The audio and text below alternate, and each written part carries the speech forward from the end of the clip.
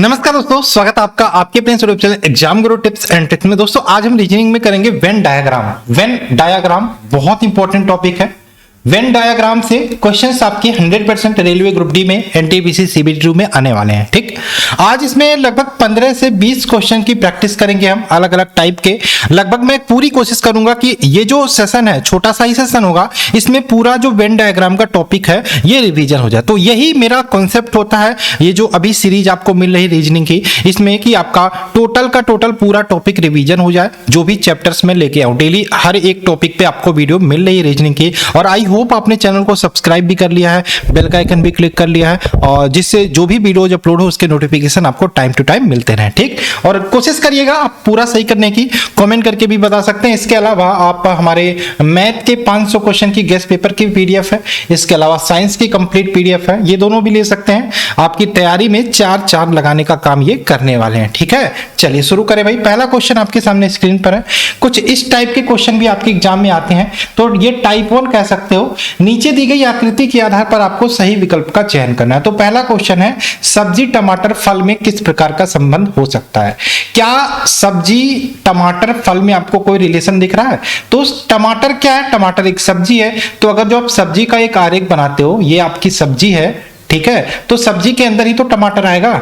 है क्या जो फल है वो भी सब्जी होता है? नहीं, फल सब्जी नहीं होता। फल टमाटर होता है? नहीं होता। तो फल का डायग्राम अलग बन जाएगा। यानी कि इसके हिसाब से देखो कौन सा आंसर सही हो सकता है। आप कहोगे पहला वाला सही हो सकता है। ठीक है, तो ऑप्शन नंबर ए इसका राइट आंसर हो जाएगा। नेक्स्ट बात करें, लड़का लड़की और छात्र में क्या रिलेशन बनेगा? क्या लड़का छात्र हो सकता है? हाँ, लड़का छात्र हो सकता है। लड़की छात्र हो सकती है? हाँ, हो सकता है। तो अगर जो हम छात्र का एक पूरा डायग्राम बनाए तो इसमें लड़का भी आ सकता है और लड़की भी आ सकती है। यानी कि कहीं ना कहीं हमारा तीसरा वाला सही हो सकता है, यानी कि ये वाला ऑप्शन राइट आंसर हो जाएगा। ठीक है, चलिए तीसरा दिया है, स्तनधारी गाय चमगादड़। गाय याद रखिएगा स्तनधारी होता है, चमगादड़ भी आपका स्तनधारी की कैटेगरी में आता है। ब्लू व्हेल होती है, ये भी स्तनधारी की कैटेगरी में आती है। तो आपका अगर जो आप स्तनधारी का एक डायग्राम बनाते हो तो इसमें आपका चमगादड़ भी आ जाएगा और आपका गाय भी आ जाएगा। यानी कि यही तीसरा वाला आपका, इसका भी आंसर सही हो जाएगा, ऑप्शन नंबर बी। क्लियर है? आगे चले, समझ में आ गया? चलिए एक इस टाइप का क्वेश्चन पूछा जाता है, सेम है, वही वाला है जो टाइप 1 था, ये वाला भी हम करते हैं। मुर्गा कुत्ता बिल्ली में क्या रिलेशन होगा? मुर्गा कुत्ता बिल्ली में कोई रिलेशन मुझे तो नहीं दिख रहा। क्या आपको दिख रहा है? नहीं, मुर्गा अलग है, कुत्ता अलग है, बिल्ली अलग है, इनमें कोई रिलेशन नहीं है। अगर जो जानवर होता तो जानवर में तीनों आ जाते, लेकिन इनमें कोई रिलेशन नहीं है। तो यानी कि यहाँ पे क्या आंसर सही होगा? ये वाला सही हो जाएगा। यानी कि आपका पहले 5वें का इसका आंसर हो जाएगा ये। ठीक, चलिए नहीं, ये नहीं होगा, माफ कीजिए, जल्दीबाजी में गलती हो जाती है। ये वाला नहीं होगा। आपका कौन सा सही होगा बताइए? ये वाला होगा ना, 5 सातवां, यानी कि ये वाला। ठीक, चलिए एशिया पाकिस्तान ऑस्ट्रेलिया। क्या एशिया, अगर जो हम देखो 2 कॉन्टिनेंट है, एक तो एशिया सबसे बड़ा कॉन्टिनेंट होता है, ऑस्ट्रेलिया छोटा कॉन्टिनेंट होता है। अगर जो हम एशिया यहाँ पे बनाते हैं तो क्या एशिया के अंदर ऑस्ट्रेलिया आ जाएगा? नहीं, ऑस्ट्रेलिया अलग कॉन्टिनेंट है।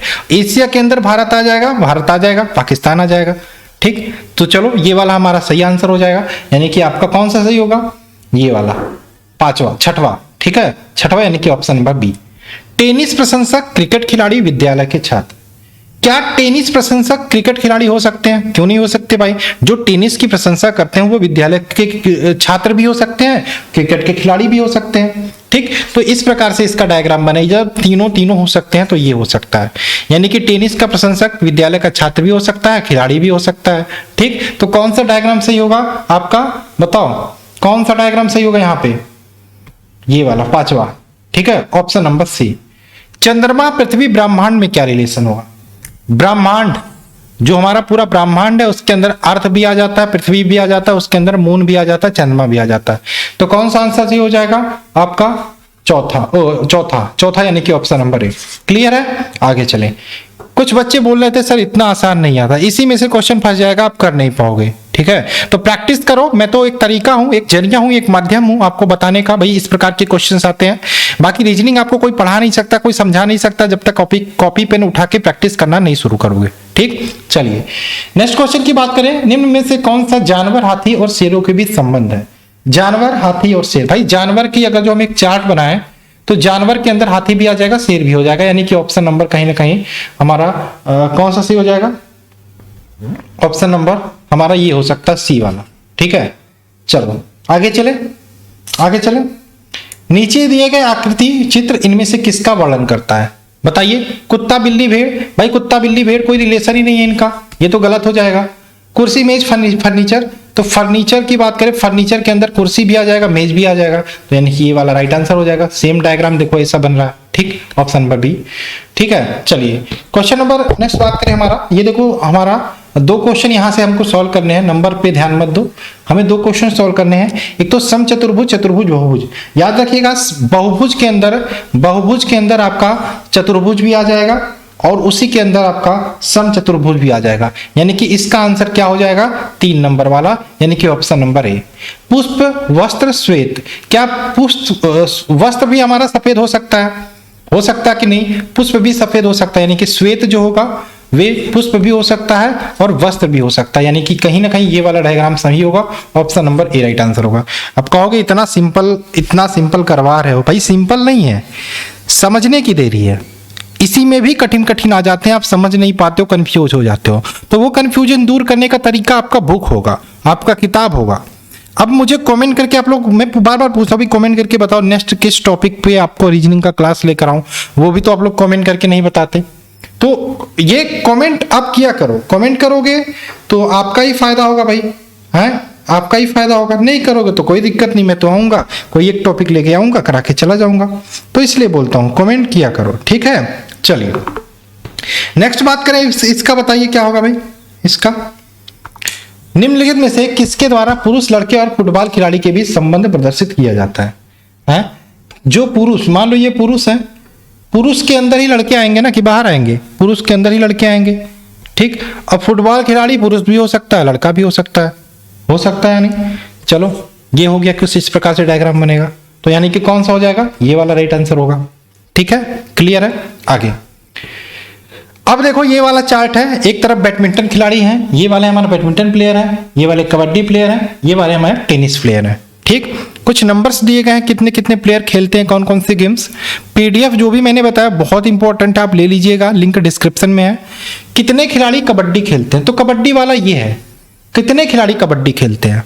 ये नहीं बोला ना कितने खिलाड़ी सिर्फ कबड्डी खेलते हैं, सिर्फ बोलता तो आंसर बदल जाता। कितने खिलाड़ी कबड्डी खेलते हैं, तो कबड्डी वाला पूरा ये है, ये पूरा कबड्डी खेलते हैं। तो कबड्डी वाले प्लेयर कितने हो गए आपका? 2, 10 + 5 + 15 + 18, ये टोटल प्लेयर कबड्डी खेलेंगे, ठीक है। इनको जोड़ोगे कितना हो जाएगा? 8 5 13, 13 5 18, 18 के 8 हासिल 1 और 1 2 3 1 4, 48 प्लेयर कबड्डी वाले हो गए। ऑप्शन नंबर ए इसका राइट आंसर होगा।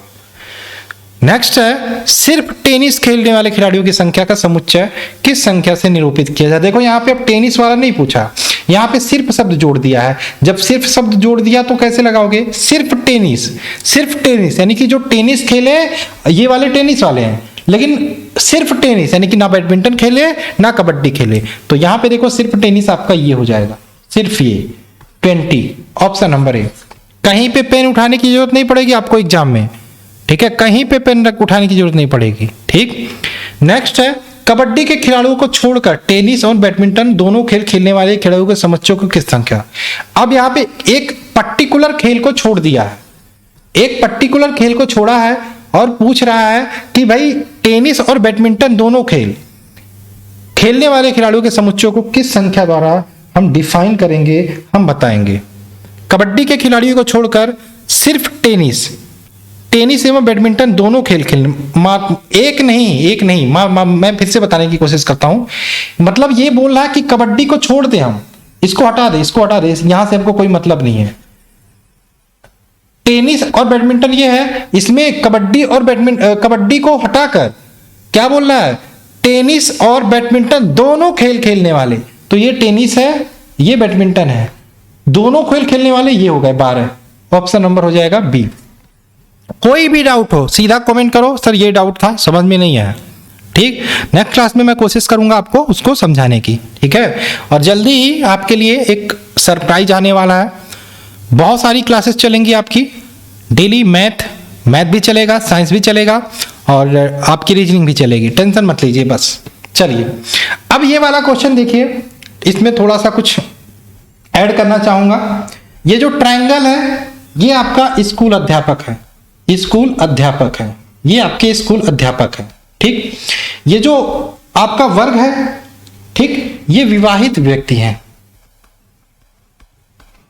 ठीक है। और ये आपका संयुक्त परिवार है, ठीक। अब सही है क्वेश्चन। अब करते हैं भाई, क्वेश्चन है आपका पहला, ये पहला है, ये दूसरा है, ये तीसरा है, ठीक। विवाहित व्यक्ति जो कि संयुक्त परिवार में रहते हैं लेकिन स्कूल अध्यापक नहीं है। क्या नहीं है? स्कूल अध्यापक नहीं है, ये वाला हम इसको हटा देंगे, स्कूल अध्यापक नहीं है, ठीक। क्या है? विवाहित व्यक्ति, विवाहित व्यक्ति जो संयुक्त परिवार में रहते हैं और स्कूल अध्यापक नहीं है। तो विवाहित व्यक्ति भी बताना है और संयुक्त परिवार में रहते हैं। इसका आंसर आगा आपका सिर्फ ये होगा डी, डी दोनों में जो है डी, ऑप्शन नंबर बी, ठीक। नेक्स्ट है, वे व्यक्ति जो संयुक्त परिवार में रहते हैं, जो संयुक्त परिवार में रहते हैं और अविवाहित है, यानी कि उनका विवाह नहीं हो वो हुआ है, ठीक है, उनका विवाह नहीं हो, यानी कि ये वाला तो पूरा पूरा पूरा ये विवाहित व्यक्ति, इसको हटा दो। संयुक्त परिवार में रहते हैं सिर्फ यहीं रहो, ठीक है, और विवाह नहीं हुआ है लेकिन स्कूल के अध्यापक नहीं है, स्कूल के अध्यापक भी नहीं है, ये भी हटा दो, यानी कि ई आंसर हो जाएगा, ऑप्शन नंबर आपका सी। अब थोड़ा सा हम इसको साफ सफाई करते हैं जिससे तीसरा क्वेश्चन मैं समझा सकूं आपको अच्छे से, ठीक। अब नेक्स्ट बोला है, नेक्स्ट क्या बोला है? नेक्स्ट बोला है आपसे कि विवाहित अध्यापक जो कि संयुक्त परिवार में रहते हैं प्रदर्शित करता है। ये विवाहित अध्यापक है, ये पूरा, और संयुक्त परिवार में रहता है। पूछा है विवाहित भी है, यानी कि विवाहित भी है, ये भी है, अध्यापक भी है और संयुक्त परिवार में रहता है। तो ऐसा एक ही बंदा हमें दिखाई दे रहा है, सिर्फ बी, जो तीनों में है। तो option number A right answer होगा। और क्वेश्चन है? नहीं, नहीं, एक क्वेश्चन और बचा है, हाँ एक क्वेश्चन और है, इसको भी हम कर लेते हैं। चलिए क्वेश्चन है हमारा, ये है सृजनात्मक, ये है सुस्त, ये है बुद्धिमान, ठीक है। सृजनात्मक लेकिन सुस्त पुरुष कौन है? जो सृजनात्मक तो है, ये है, लेकिन सुस्त है। बुद्धिमान की बात नहीं किया है, बुद्धिमान की बात नहीं किया है, सृजनात्मक भी है, सुस्त भी है। तो आपका दोनों में कौन है? एफ है, ऑप्शन नंबर, नहीं नहीं नहीं नहीं, यहां पे थोड़ा सा गलत हो रहा है। ऑप्शन नंबर यहां पे, रुकिए रुकिए रुकिए,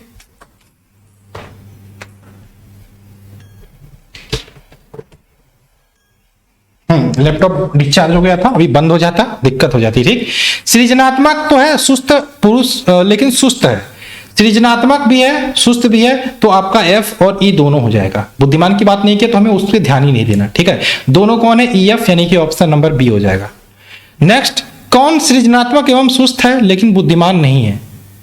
सृजनात्मक और सुस्त है, बुद्धिमान नहीं है, ये बुद्धिमान ये वाला आ जाता तो ई को हटा देंगे, हमारा एफ आंसर हो जाएगा, ऑप्शन नंबर बी। कौन बुद्धिमान है लेकिन सुस्त व्यक्ति नहीं है? सुस्त नहीं है तो यानी कि ये सुस्त हटा देंगे। बुद्धिमान है लेकिन सुस्त नहीं है, तो डी आंसर होगा ना, डी होगा, डी होगा और बी भी हो जाएगा। क्या आंसर होगा इसका? डी ना। बुद्धिमान है लेकिन सुस्त नहीं है, सुस्त नहीं है, सुस्त नहीं है, यानी कि डी आंसर होगा ना, डी होगा, ऑप्शन नंबर इसका